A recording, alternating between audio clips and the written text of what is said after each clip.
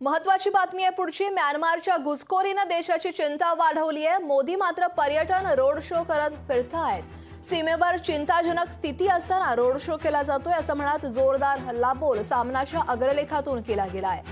तर रामरायानंच चौकीदाराला सद्बुद्धी द्यावी असं देखील सामनातून म्हटलं गेलंय। तर देशाच्या एकूणच सीमांचा विचार केला तर चीनकडून सातत्याने हिंदुस्थानमध्ये भारतात घुसखोरी सुरू आहे। 13 हॉटस्पॉटवरून चीन टप्प्याटप्प्याने पुन्हा घुसखोरी करतोय।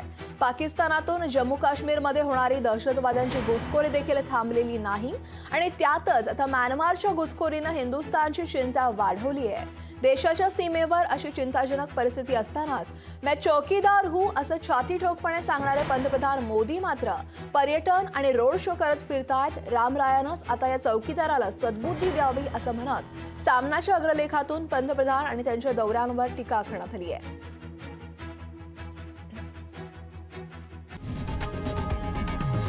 लोकशाही मराठी ऐका, पहा, जागरूक रहा।